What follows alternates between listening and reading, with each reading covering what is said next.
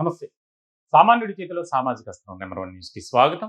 నేను రవీంద్ర. ఆంధ్రప్రదేశ్‌లో వైద్య ఆరోగ్య శాఖలో పనిచేస్తున్నటువంటి కొంతమంది కాంట్రాక్ట్ ఎంప్లాయీస్ ఎవరైతే ఉన్నారో, వారికి దాదాపుగా 2, 3 నెలల నుంచి జీతాలు పెండింగ్‌లో ఉన్నాయి. దీనికి సంబంధించి ఉన్నతాధికారుల చుట్టూ తిరుగుతున్నారు.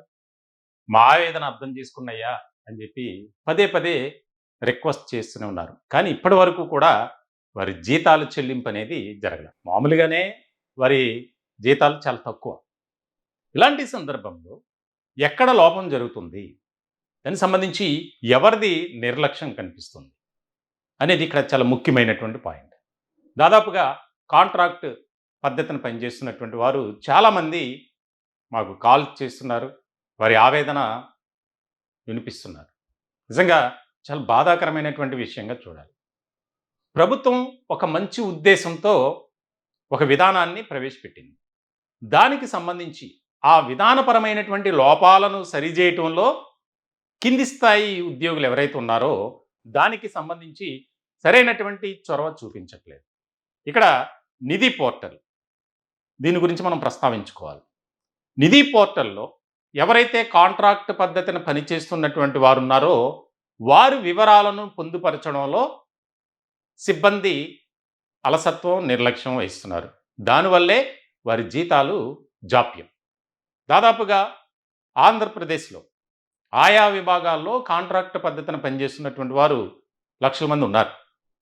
మరి వారికి అందరిలో ఆ డిపార్ట్మెంట్స్లో పనిచేస్తున్నటువంటి వారికి దాదాపుగా జీతాలు చెల్లింపు అనేది ప్రతి నెల జరుగుతుంది. కానీ కొన్ని విభాగాలు, ప్రధానంగా మెడికల్, అలాగే సిసిఎల్ఏ, ఇలా కొన్ని డిపార్ట్మెంట్స్ ఉన్నాయి. వారికి మాత్రం ఇప్పటి వరకు కూడా జీతాలు అందల. దీనికి సంబంధించి ఆ యొక్క ఎవరైతే కాంట్రాక్ట్ ఉద్యోగులు వారికి సంబంధించినటువంటి ఉన్నతాధికారుల దగ్గరికి వెళ్తే పొంతనలేని సమాధానాలు చెప్తున్నారు.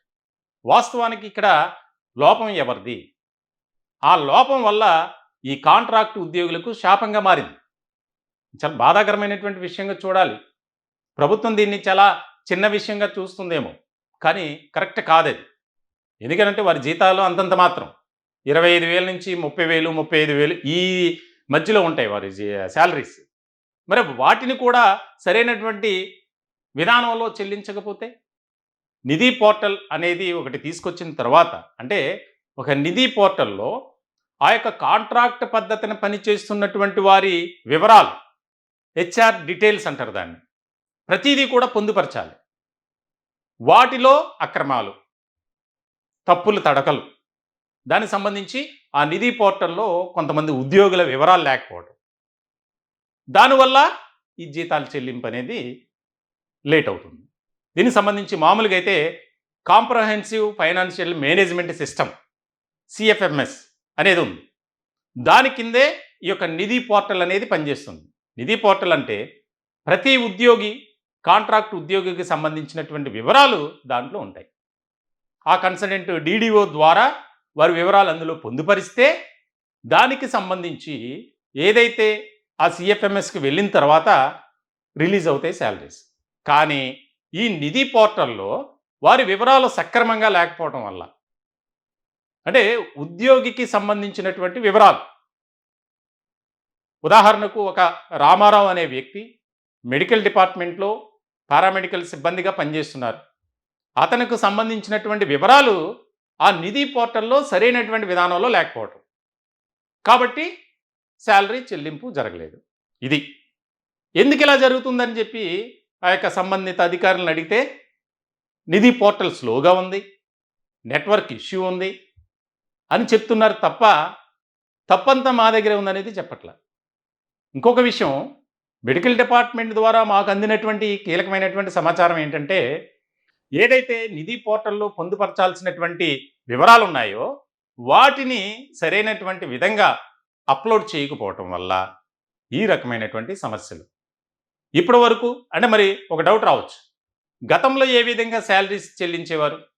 గతంలో ఈ నిధి పోర్టల్ లేనప్పుడు ఆ యొక్క ఒక జిల్లాకు సంబంధించినటువంటి, ఒక ఏరియాకి సంబంధించినటువంటి ఎవరైతే శాలరీ బిల్స్ చేస్తారో ఆ బిల్స్ చేసేటువంటి అధికారి ఓవరాల్గా అతని పరిధిలో దాదాపు ఒక 40 మంది ఉద్యోగులు ఉంటే 30 మంది పర్మనెంట్ ఉద్యోగులు, మరొక 10 మంది కాంట్రాక్ట్ ఉద్యోగులు. వారికి సంబంధించినటువంటి వివరాలన్నీ 20వ తారీఖు నుంచి 24వ తారీఖు వరకు బిల్స్ చేసి, అతను ఎన్ని రోజులు వచ్చాడు, ఎన్ని లీవులు తీసుకున్నాడు, దానికి సంబంధించినటువంటి అన్ని వివరాలు సక్రమంగా ఆ యొక్క సిఎఫ్ఎంఎస్కి మనం పంపించాలి, అప్లోడ్ చేయాలి గతంలో. కానీ ఇప్పుడు ఆ నిధి పోర్టల్లో ప్రతి ఒక్కరి వివరాలు, అంటే కొంతమంది అధికారికంగా ఉన్నారు, కొంతమంది అనధికారికంగా ఉన్నారు, కాబట్టి ఈ ఇష్యూ తలెత్తింది అనేది వారు ఆవేదన వ్యక్తం చేస్తున్నటువంటి పరిస్థితి. అంటే ఏదైతే గవర్నమెంట్ నామ్స్ ప్రకారం ఉద్యోగం చేస్తున్నటువంటి వారికి అన్యాయం జరుగుతుంది అంటే, వారి ఇష్టం వచ్చినటువంటి వారి వ్యక్తుల్ని జాబ్లో పెట్టుకోవడం, దానికి సంబంధించి వివరాలు సరిగ్గా పొందుపరచకపోవటం వల్లనే అసలైనటువంటి వారికి న్యాయం జరగట్లేదు. ఈ జీతాల చెల్లింపు ప్రక్రియ అనేది ఆలస్యం కావడానికి అదే ప్రధానమైనటువంటి కారణం అనేది చెప్తున్నారు. దీనికి సంబంధించి ఏదేమైనప్పటికీ కూటమి ప్రభుత్వం మంచి ఆలోచనతో ఈ యొక్క నిధి పోర్టల్ అనేది తీసుకొచ్చింది. ఆ నిధి పోర్టల్లో అందరి వివరాలు పొందుపరచాలి, డీటెయిల్స్ అన్నీ. కానీ ఎక్కడా కూడా దానికి సంబంధించినటువంటి అప్లోడ్స్ ఇప్పటికీ కూడా ఇది అవ్వాలి. దాదాపుగా మరి రాష్ట్ర వ్యాప్తంగా అన్ని డిపార్ట్మెంట్లో కాంట్రాక్ట్ ఉద్యోగులు ఉన్నారు, అందరికీ కూడా పరిస్థితి బాగానే ఉంది.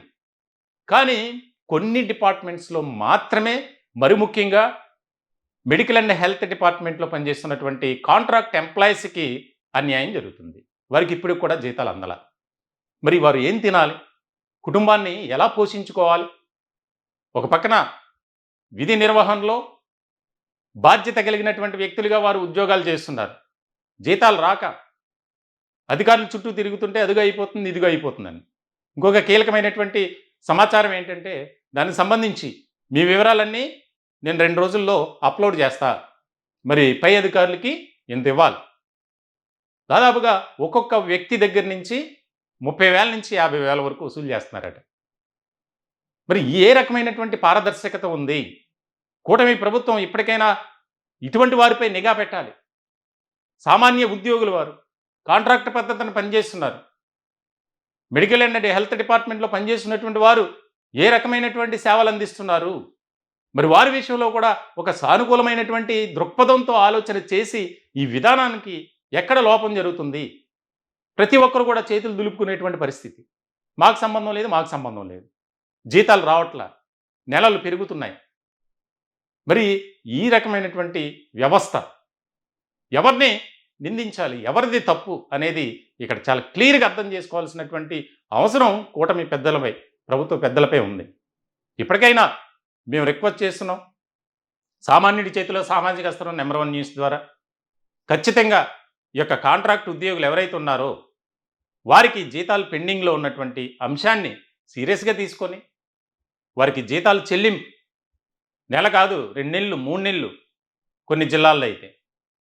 దానికి కారణం నిధి పోర్టల్లో మీ వివరాలు లేవు. మరి ప్రభుత్వం కూడా సానుకూలమైనటువంటి విధానంతో ఆలోచన చేయాలి.